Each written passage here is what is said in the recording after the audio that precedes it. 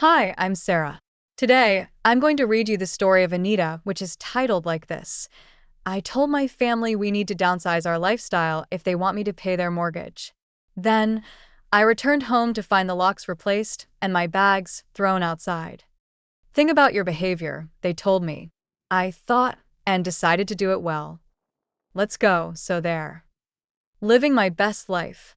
I was living my best life at 28. My name's Anita, and honestly, things were going pretty well for me back then. I had this decent job at a big company, nothing fancy, but it paid the bills, and then some. I was making good money, enough to rent a nice little apartment downtown, and still have cash left over for the things I wanted. I'd been dreaming about buying my own place for months. You know how it is, tired of throwing money away on rent every month when I could be building equity in something that's actually mine. So, I opened up the savings account specifically for my future home. Every month, I'd dump whatever I could spare into that account. Watching those numbers grow felt amazing. I was actually getting somewhere. My apartment wasn't huge, but it was mine. Well, not really mine since I was renting, but you get what I mean. I could come home after work, kick off my shoes, order takeout if I didn't feel like cooking, and nobody bothered me. It was peaceful. I had my routine down. Work during the week, maybe go out with friends on weekends, catch up on Netflix shows, whatever I wanted. Life felt stable for the first time in years. I wasn't stressed about money constantly like I used to be when I was younger. I could actually plan for the future instead of just surviving paycheck to paycheck. My mom called. The savings account was proof of that. Every deposit felt like I was getting closer to something real. Then my mom called. It was a Tuesday evening. I remember because I was watching this cooking show and thinking about what to make for dinner when I saw her name on my phone. I almost didn't answer, not because I didn't want to talk to her, but because she usually called on weekends. A Tuesday call felt different somehow. "Anita, honey, we need to talk," she said as soon as I picked up. Her voice sounded weird, shaky, like she'd been crying or was about to start. "What's wrong, Mom?" I asked, muting the TV. "Can you come over tonight? Your father and I need to discuss something important with you." I knew I wasn't going to get more out of her over the phone, so I grabbed my keys and drove to my parents' house. It's about 20 minutes from my apartment, in this suburban neighborhood where I grew up, nothing fancy, but it's a nice area with decent houses and good schools. My parents' house. When I walked in, both my parents were sitting at the kitchen table. Mom's eyes were red and puffy, and Dad looked like he'd aged 10 years since I last saw him a few weeks ago. There were tissues scattered on the table and 2 empty coffee mugs. "Sit down, sweetheart," Mom said, gesturing to the chair across from them. I sat down, feeling more nervous by the second. "Okay, what's going on?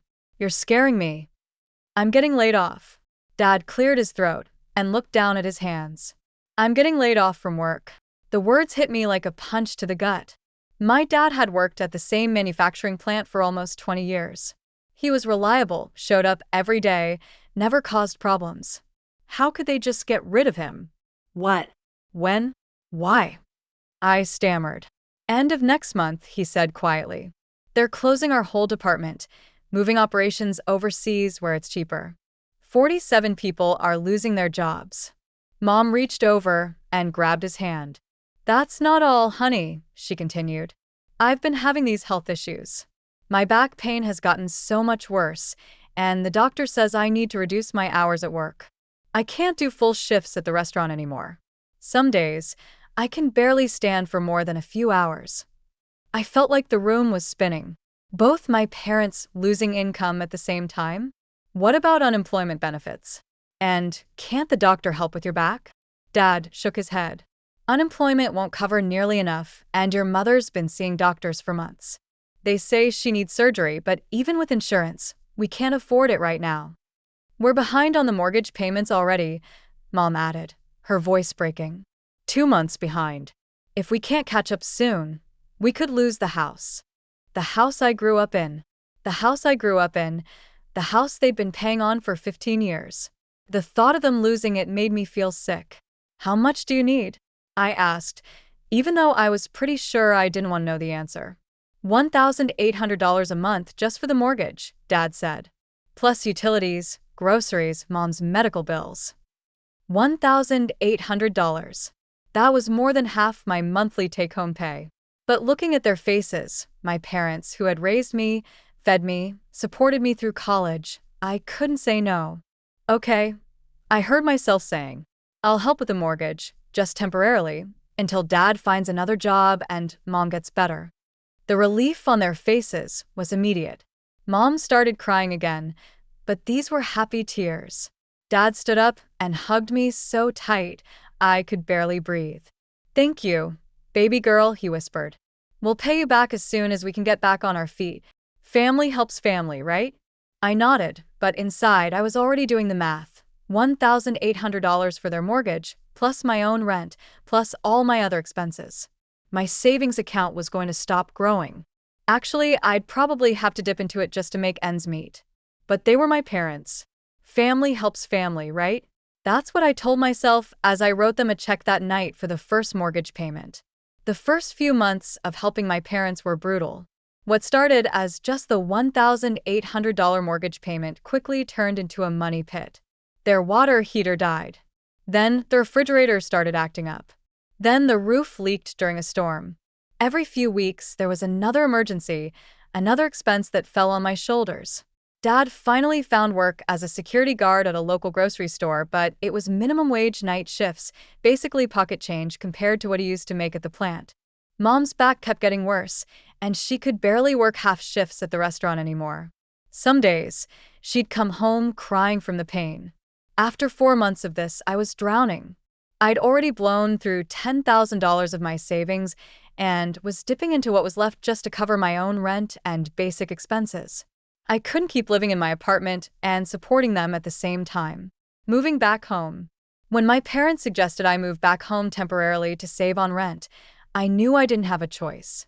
Just temporarily, Mom had said, until we get back on our feet.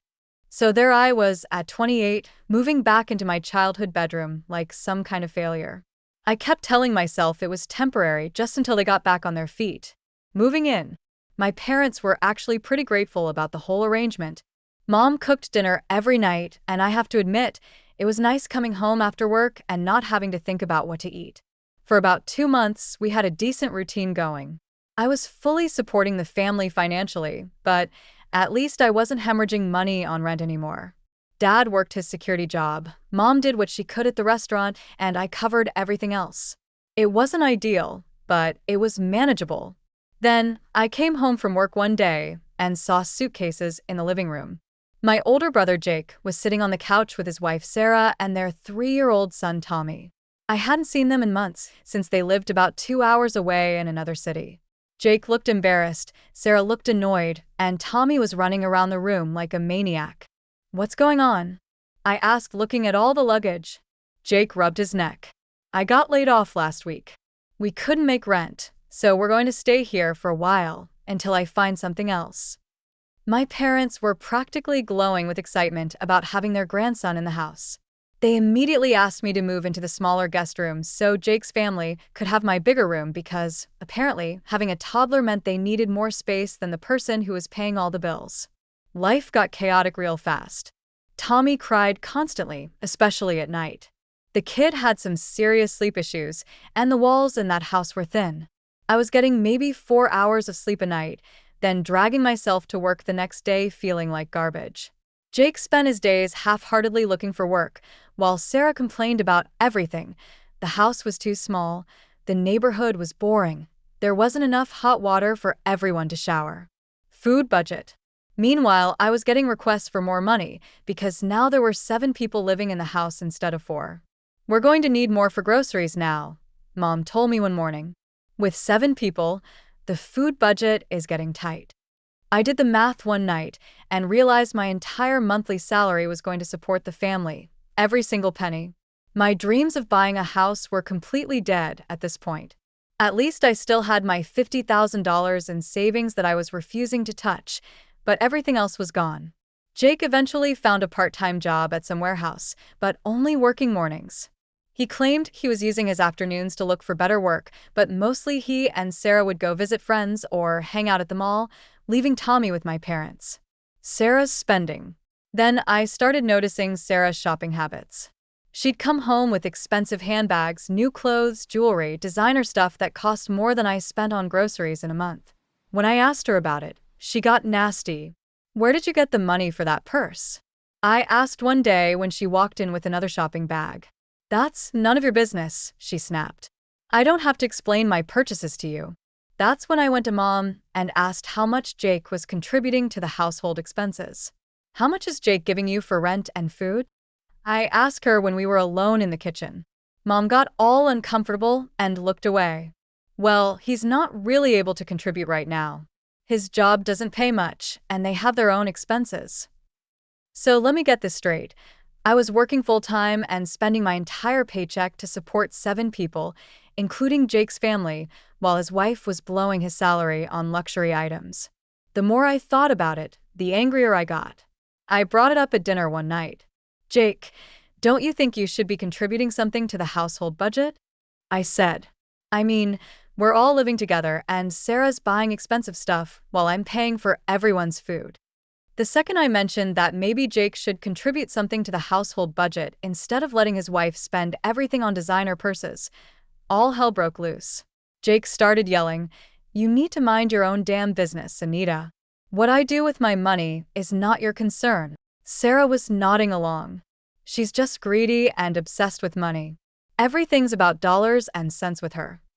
I'm the only one bringing money into this house." I shot back. "Of course I care where it goes."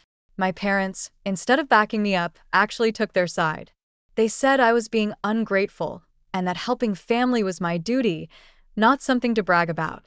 "Let's all go get some pizza and discuss this like adults," Jake said, standing up from the table. Of course, by they all, he meant everyone except me.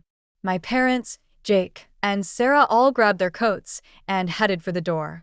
They left Tommy behind because, apparently, a 3-year-old would ruin their nice, relaxing dinner conversation. So there I was, alone in the house with a cranky toddler who wasn't even my kid, while the rest of my family went out to eat on my dime and probably complained about how unreasonable I was being. I sat there on the couch, watching Tommy play with his toys, and realized just how screwed up this whole situation had become. I was basically a living ATM who also provided free babysitting services, and somehow, I was the bad guy for asking questions about where the money was going. The next few months were hell. Jake kept his part-time warehouse job but never seemed to actually look for anything better. He and Sarah would disappear for hours, supposedly job hunting, but always came back with shopping bags. Sarah kept buying expensive designer stuff while I paid for everything: the mortgage, utilities, groceries, you name it. Family meeting. December rolled around, and I was completely drained, working full-time, then coming home to a house full of people who treated me like garbage despite the fact that I was funding their entire existence. One Saturday morning, Mom knocked on my door, asking me to come downstairs for a family meeting. Everyone was already in the living room when I got there. "We were talking about Christmas vacation plans," Mom said with a fake smile. I almost laughed. "What vacation? We can barely afford to keep the electricity on." "That's what we wanted to discuss," Dad said. "We think the family should take a real vacation this year. Hawaii would be perfect." Money talk. Hawaii. I stared at them. "Are you serious?" Sarah leaned forward, all excited. "There are great deals right now, and it would be amazing for Tommy to see the ocean." "How much?" asked, dreading the answer. "About $12,000 for all of us," Mom said. "We know you have that savings account with $50,000. $12,000 isn't that much compared to what you have saved." I couldn't believe what I was hearing. They wanted me to blow my house savings on a family vacation to Hawaii, the money I'd been saving for years before any of this mess started. "That money is for buying a house," I said slowly. "It's not vacation money." "But we're family," Sarah said. "Don't you think we deserve a break after this hard year?" Hard year? I looked at her. "You haven't worked a single day since you moved in here. You spend Jake's paycheck on designer purses while I pay for your food and shelter." Jake's face turned red. There she goes with the money talk again. Yes, the money talk, because I'm the only one who cares about money in this house. I pay for literally everything. "That's what family does," Mom said. And now we're asking you to help us make good memories together. The answer is no, I said firmly. I'm not spending my house money on your vacation. Find a way to pay for it yourselves. They all stared at me like I'd slapped them. The room went dead quiet, except for Tommy playing with his toys. Think about it, Mom said finally. Christmas is about family. Maybe you'll change your mind. I won't change my mind. I'm already spending every penny I earn on this family. My savings are off limits. I went to my room and slammed the door. I could hear them talking downstairs, probably discussing what a selfish bastard I was for not wanting to fund their dream vacation. That was Saturday. Sunday was tense, with everyone giving me dirty looks and making passive-aggressive comments. I figured they'd get over it eventually, and we'd go back to the usual routine of me paying for everything while they complained about my attitude. Monday morning, I went to work as usual. It had been a long day, and I was looking forward to getting home, eating Mom's cooking, and maybe watching some TV before bed. At least there were some small benefits to living at home, even if everything else sucked. But when I pulled into the driveway, something looked wrong. There were garbage bags sitting by the front door. As I got closer, I realized they weren't garbage bags. They were my things. My clothes, my books, my personal stuff, all shoved into plastic bags like trash. I tried to put my key in the front door, but it wouldn't turn. They changed the locks. I started pounding on the door. What the hell is going on? Open the door. After a few minutes, the door opened, but only a crack because of the security chain. Mom's face appeared in the gap, and I could see Dad, Jake, and Sarah standing behind her. What is this? I asked, gesturing to the bags. Why are my things outside? Family comes first. Mom's voice was cold. We decided you need to think about your behavior. You're being selfish and ungrateful, putting money before family. You're kicking me out because I won't pay for your vacation? We're giving you time to think, Dad said from behind her. When you realize that family comes first and you're willing to help us with a Hawaii trip, then we can talk about you coming back. I stared at them through that tiny gap in the door. These people, who I'd been supporting for months, who'd been living off my paycheck, were literally throwing me out because I wouldn't raid my savings account for their vacation. You're serious, I said. Think about what's really important, Mom said. We'll be waiting for you to come to your senses. Then she slammed the door in my face. I stood there for a minute, looking at my belongings scattered around in garbage bags, trying to process what had just happened. My own parents had locked me out of their house because I wouldn't give them $12,000 for a vacation. At first, I wanted to cry. Then I wanted to pound on the door and scream at them. But then something weird happened. I started to smile. Then I started to laugh. They thought they were punishing me, but they'd actually just done something I'd been too guilty and too stuck in family obligation to do myself. They'd set me free. I loaded all my stuff into my car and drove to my friend Lisa's house. She had a spare room and had always said I could crash there if I needed to.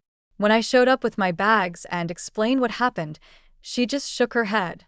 Your family is insane, she said, helping me carry stuff inside. But honestly, this might be the best thing that could have happened to you. That night, sleeping in Lisa's guest room, I felt better than I had in months. I was free, and it felt amazing. I spent the next few days at Lisa's place, and it was like waking up from a nightmare. No one asking me for money, no crying baby keeping me awake, no passive-aggressive comments about family duty. I could actually think clearly for the first time in months. Lisa had this big house with plenty of space, and she made it clear I could stay as long as I needed. But I didn't want to be a burden on anyone else, so I started apartment hunting right away. It felt weird looking at rental listings again after living at home, but also exciting. I could afford a decent place now that I wasn't supporting 7 people. Within a few days, I found a nice 1-bedroom apartment in a good neighborhood. The rent was reasonable, and I put down a deposit immediately. Moving in was the best feeling ever. My own space again. My own rules. My own life. I could eat what I wanted, watch what I wanted, sleep when I wanted. No one could ask me for money or make me feel guilty for having boundaries. For a whole week, it was blissfully quiet. No phone calls, no texts, nothing from my family. I started to think maybe they'd actually stick to their guns and leave me alone until I came crawling back with my checkbook. Then the mortgage payment was due. My phone rang on a Tuesday morning, Mom's name on the screen. I almost didn't answer, but curiosity got the better of me. "Anita, honey, it's time for the mortgage payment," she said, like nothing had happened, like they hadn't just thrown me out of their house a week ago. I started laughing. "Are you serious right now?" "What do you mean?" "The payment is due, and we're expecting the usual amount." "You kicked me out." "Mom, you kicked me out. You changed the locks and threw my stuff in garbage bags. Why would you think I'm still going to pay your bills?" There was silence on the other end. Then Mom's voice got panicky. "But we don't have the money for the mortgage. You know we can't afford it without your help. You should have thought about that before you decided to punish me for not funding your Hawaiian vacation." "Anita, please, this isn't the time to be petty. We could lose the house. Then maybe Jake should get a full-time job, or Sarah could stop buying designer handbags and contribute something. You have options. You just don't want to use them." "But Christmas is coming," Mom said, her voice getting softer and more manipulative. "This isn't the time for family to be fighting. We should be together, working things out." "You're right. It's not the time for fighting. So, I'm not going to fight with you. I'm just not going to pay your bills anymore either. What if we all sat down and talked about this? You could come back home, and we could start fresh." "Absolutely not. I'm not coming back, and I'm not giving you another cent. You made your choice when you threw me out." Mom was quiet for a long moment. "You can't mean that." "I absolutely mean it." Goodbye, Mom. I hung up and immediately blocked her number. Then I blocked Dad's number, Jake's number, and Sarah's number. I blocked them on social media too. I was done with all of them. They tried calling from different numbers for a while, leaving voicemails and sending texts, all the same guilt-tripping about family obligations and how selfish I was being. I deleted everything without reading or listening to it. After a few weeks, the calls stopped coming. I guess they finally realized I wasn't going to cave. It's been several months now since I moved out. My life is completely different and I love it. I'm saving money again, actually saving it, not just watching it disappear into the family money pit. My savings account is growing for the first time in over a year. I hear things through relatives sometimes. Dad and Mom both had to get additional jobs to cover the bills. Dad's working 2 part-time jobs now, and Mom's pushing herself to work more hours despite her back problems. Jake finally got a full-time job because he didn't have a choice anymore. Apparently, they complain about me constantly, calling me selfish and ungrateful. But here's the thing. They're not starving. They're not homeless. They figured out how to make it work when they had to. They just preferred having me as their personal ATM because it was easier. My cousin told me they'd been bad-mouthing me to the whole extended family, trying to make me look like the villain. Some relatives have reached out to tell me I should reconcile with my parents, that family is more important than money. I just tell them they're welcome to start paying my parents' mortgage if they feel so strongly about it. I'm happy now. The funny part is, I'm not even angry anymore. At first, I was furious about how they'd used me and treated me, but now I mostly feel relieved. They did me a huge favor by kicking me out. I never would have had the guts to leave on my own. I was too caught up in guilt and family obligation. I've started dating again, something I couldn't even think about when I was supporting 7 people and living in my childhood bedroom. I'm making plans for the future, looking at houses again. My $50,000 is still sitting there, untouched, earning interest while I add to it every month. Sometimes I wonder if they'll ever apologize or admit they were wrong, but honestly, I don't think I want them back in my life, even if they do. They showed me who they really are when they thought they could manipulate and control me with guilt and family pressure. I'm happier now than I've been in years. I have my own place, my own money, my own choices. No one can make me feel guilty for having boundaries or wanting to keep the money I earn. My parents taught me an important lesson, just not the one they intended. They taught me that sometimes the people who claim to love you the most are the ones who will take advantage of you the worst. And they taught me that I'm stronger than I thought I was. I don't need their approval or their presence in my life to be happy. I'm doing just fine on my own. Thank you very much.